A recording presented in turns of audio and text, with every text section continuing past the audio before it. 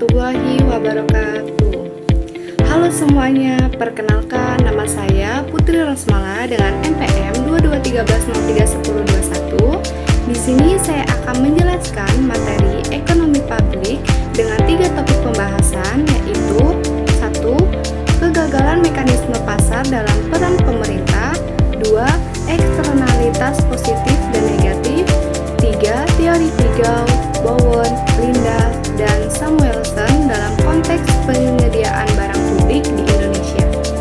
Video ini dibuat untuk memenuhi tugas UTS pada mata kuliah Ekonomi Publik yang diampu oleh Ibu Fani Ramawati SPD MPD.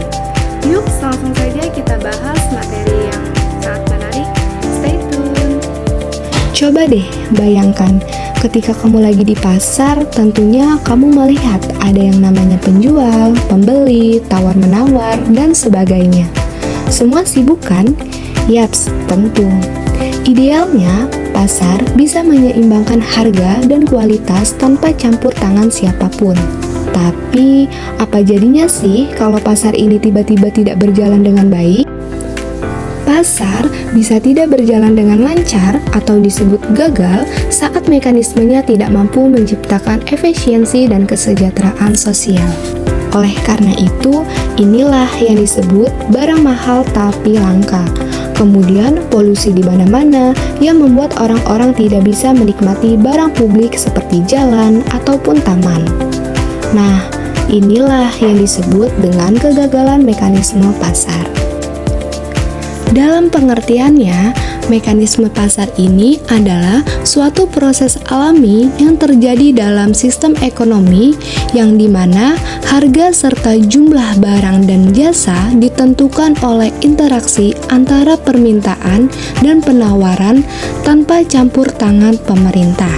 Kemudian, sama halnya dengan yang tadi. Dalam sistem ekonomi yang berbasis pasar, mekanisme pasar memiliki peran utama dalam mengatur kegiatan ekonomi. Setiap individu bertindak atas dasar kepentingan pribadi, namun memiliki interaksi pasar, kegiatan tersebut dapat menghasilkan hasil yang efisien bagi masyarakat secara keseluruhan. Inilah yang disebutkan oleh Adam Smith sebagai the invisible hand atau tangan yang tak terlihat yang menggambarkan kekuatan pasar yang secara otomatis menyeimbangkan kegiatan ekonomi tanpa perlu dikendalikan langsung oleh pemerintah. Kemudian, adanya kegagalan pasar yang bisa terjadi karena beberapa hal, seperti yang pertama, monopoli, di mana satu pihak menguasai pasar dan seenaknya menentukan harga. Contohnya, satu perusahaan listrik menguasai semua wilayah dan harga jadi melambung tinggi. Yang kedua, eksternalitas, yaitu efek samping dari aktivitas ekonomi yang bisa positif ataupun negatif bagi orang lain. Dan yang terakhir, barang publik seperti jalan raya, taman kota, ataupun penerbangan jalan yang tidak bisa dibatasi penggunaannya dan sulit dipungut pembayarannya. Nah, kan kalau pasar gagal seperti ini, siapa coba yang harus turun tangan? Yaps, tentu pemerintah dong. Pemerintah hadir untuk menyeimbangkan kembali keadaan melalui regulasi, subsidi, pajak, dan penyediaan barang publik. Contohnya, mengatur harga BBM biar tetap terjangkau, kemudian memberikan subsidi pendidikan dan kesehatan, dan yang terakhir, penyediaan jalan, jembatan, dan taman kota. Setelah kita membahas kegagalan mekanisme pasar dan peran pemerintah, tentunya kita akan membahas apa sih eksternalitas positif dan negatif itu. Coba deh sekarang bayangkan, kamu itu sekarang tinggal di dekat pabrik yang tiap harinya mengeluarkan asap tebal. Nah, itulah contoh eksternalitas negatif. Nah, dalam pengertiannya, eksternalitas ini adalah dampak positif ataupun negatif dari suatu kegiatan ekonomi yang dirasakan oleh pihak ketiga atau orang lain yang tidak terlibat langsung dalam kegiatan tersebut. Artinya, semua tindakan individu atau perusahaan bisa memberi Artinya, suatu tindakan individu atau perusahaan bisa memberi manfaat atau menimbulkan kerugian bagi orang lain tanpa kompensasi bayaran atau ganti rugi. Nah, contoh kasusnya bagaimana sih? Jadi gini teman-teman, jika seseorang menanam pohon di halamannya, udara jadi lebih segar untuk tetangga. Ini adalah kasus eksternalitas positif. Tapi kalau publik membuang limbah ke sungai, masyarakat sekitar itu merasa dirugikan. Nah, inilah salah satu kasus dari eksternalitas negatif. Kemudian dalam pengertiannya, eksternalitas positif terjadi ketika suatu kegiatan memberikan manfaat bagi pihak lain, tetapi manfaat itu tidak dibayar atau dihargai secara langsung oleh penerima manfaat. Contohnya, di sini ada menanam pohon atau taman kota, yang dimana ini dapat meningkatkan kualitas udara dan keindahan lingkungan yang dinikmati oleh semua orang. Contoh yang kedua yaitu transformasi umum ramah lingkungan.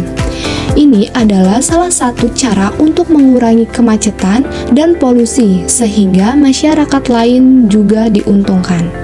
Contoh ketiga yaitu orang yang divaksin tidak hanya melindungi diri sendiri, tetapi juga membantu mencegah penyebaran penyakit ke orang lain. Dan contoh terakhir yaitu orang berpendidikan lebih produktif, inovatif, dan membantu kemajuan masyarakat melalui ide, penemuan, dan perilaku sosial yang baik. Itu adalah salah satu contoh dari eksternalitas positif. Kemudian, setelah kita membahas apa sih eksternalitas positif itu, nah di sini ada juga eksternalitas negatif, yaitu terjadi ketika suatu kegiatan menimbulkan kerugian atau biaya bagi pihak lain, tapi biaya itu tidak ditanggung oleh perilaku kegiatan. Contohnya, yang pertama itu ada rokok di tempat umum. Nah, perokok pasif ini terpapar asap yang berbahaya, padahal dia sendiri tidak merokok. Kemudian itu ada penebangan. Kemudian contoh kedua yaitu penebangan hutan liar. Hal inilah yang menyebabkan banjir, tanah longsor, dan kehilangan habitat satwa, termasuk masyarakat juga yang menanggung akibatnya. Contoh ketiga yaitu polusi udara dari pabrik, yang dimana pabrik tersebut menghasilkan asap dan limbah yang mencemari udara, air, serta merugikan masyarakat sekitar, seperti menularnya penyakit dan lingkungannya merusak. Contoh terakhir yaitu kemacetan dari kendaraan pribadi, yang dimana setiap pengguna mobil menambah kepadatan jalan dan menambah waktu tempuh dan stres bagi pengguna lain ketika mengalami kemacetan. Nah, dari pengertian tersebut dapat kita simpulkan bahwa eksternalitas ini menunjukkan bahwa pasar tidak selalu efisien secara sosial. Tanpa campur tangan pemerintah, kegiatan yang menimbulkan manfaat bagi masyarakat sering kurang dilakukan. Sedangkan kegiatan yang merugikan masyarakat justru sering terlalu banyak dilakukan.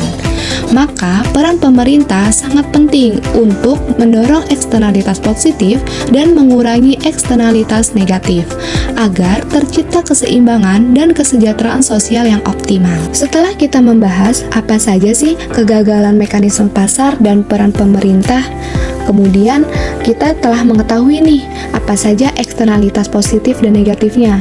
Nah, sekarang kita beranjak ke teori Piggau, Bowen, Lindah, dan Samuelson dalam konteks penyediaan barang publik di Indonesia. Teori yang pertama yaitu adalah teori Piggau. Piggau mengatakan bahwa kalau ada eksternalitas, pemerintah harus memungut pajak atau memberi subsidi supaya biaya sosial sama dengan biaya pribadi. Contohnya, pajak emisi buat pabrik yang menyumbang polusi. Kemudian, subsidi pendidikan dan kesehatan agar manfaat sosialnya makin besar.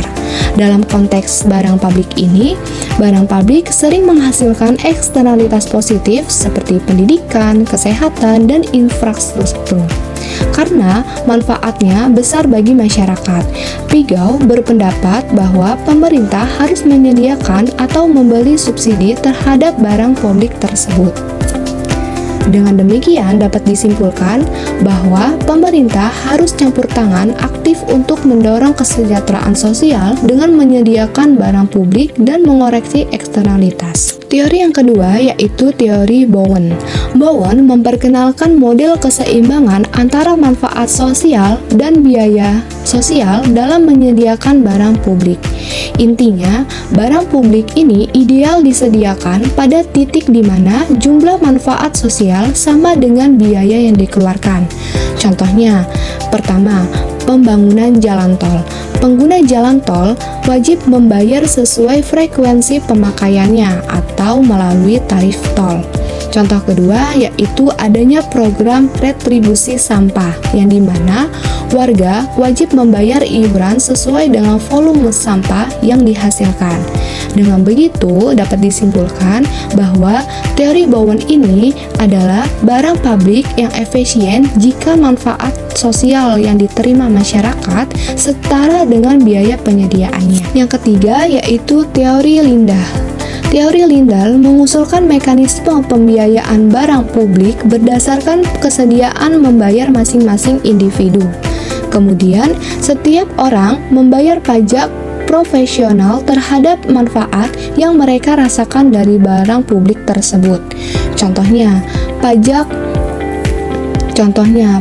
progresif kendaraan bermotor.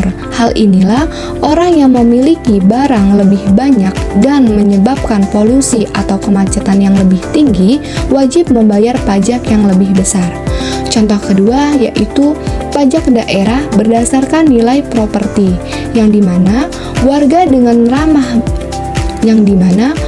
dengan rumah besar di lokasi strategis membayar pajak itu lebih tinggi karena menikmati infrastruktur dan fasilitas publik yang lebih banyak.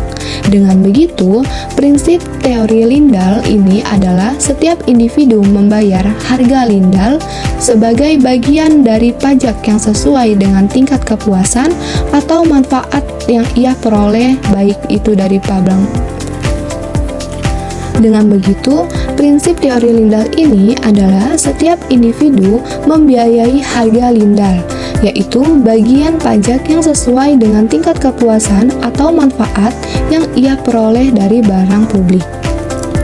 Dengan begitu, kesimpulannya adalah kesediaan barang publik seharusnya dibiayai adil dan profesional sesuai dengan manfaat yang diterima setiap individu. Kemudian, teori terakhir yaitu teori Samuelson, di mana teori Samuelson ini menyempurnakan semua dengan rumus bahwa barang publik ideal adalah ketika jumlah kepuasan sosial dari semua orang sama dengan biaya penyediaannya. Contohnya, seperti pertahanan nasional, baik itu TNI, Polri, ataupun semua yang terlindungi tanpa bisa dibedakan siapapun yang membayarnya. Contoh kedua yaitu pengendalian bencana seperti BNPB, BMKG, atau Tim SAR yang manfaatnya dirasakan seluruh masyarakat. Dan contoh terakhir yaitu adanya program vaksinasi sosial yang dimana semua masyarakat itu terlindungi walaupun tidak semua membayar langsung. Artinya, pemerintah harus menentukan seberapa banyak barang publik yang disediakan, bukan siapa yang menikmatinya. Karena sulit mengukur manfaat individu, maka pemerintah berperan menentukan tingkat optimal melalui perencanaan dan kebijakan. Dengan begitu, dapat disimpulkan bahwa barang publik harus disediakan oleh pemerintah sampai titik di mana manfaat sosial total setara dengan biaya marginal penyediaannya. Jadi, kalau kita lihat jalan raya yang mulus, lampu yang terang, dan vaksinasi yang gratis di puskesmas, ingatlah teman-teman, itu semua adalah hasil kerja sama dengan pasar dan pemerintah dalam menjaga keseimbangan ekonomi publik. Baik, itu saja yang dapat saya sampaikan. Terima kasih, semoga bermanfaat. Saya akhiri. Wassalamualaikum warahmatullahi wabarakatuh.